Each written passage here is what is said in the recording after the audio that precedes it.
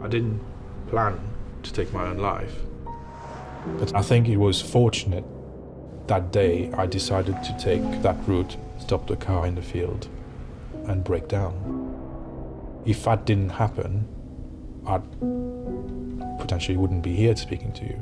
Where I felt so hopeless and helpless and just not myself, that I was like crying. I'd come home from school and I would just cry, and I wouldn't want to come out of my bedroom, and I didn't want to talk to them.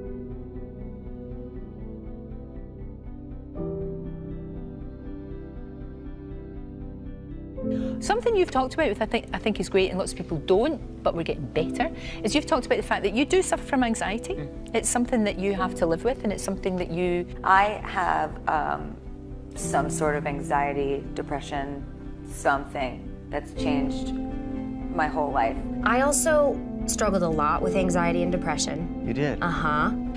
The more that we do, the more we'll learn that it's just a huge circle that we're all on somewhere, Yep. and every one of us is experiencing something. So instead of covering it up, why not just... So I got taken out of school, went to therapy, got put on antidepressants, kind of clawed my way back to some sort of rational thought. And I, got on a prescription when I was really young to help with my anxiety and depression, and I still take it today, and I have no shame in that.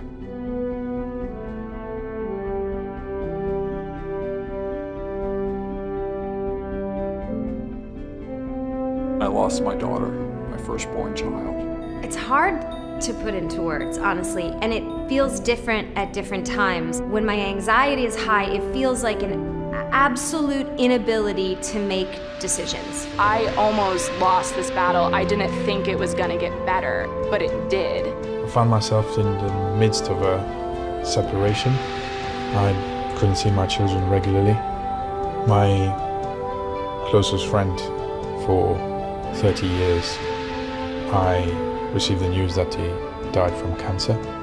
And the reason that I want to talk about this is I think sometimes depression is overlooked or minimized and often misunderstood. People using the term like, I'm just so depressed when they're having a down moment or maybe had a rough day or something didn't go the way they wanted. And I always had this feeling that something terrible was gonna happen, and that presented itself in tightness in my chest. I'd get really shaky. I would have a lot of stomach pain. Those were the physical ways that it came out. I have to know how my brain works in order to catch it from doing bad things, because the brain is really tricky. At that point in time, this is when I understood I need help.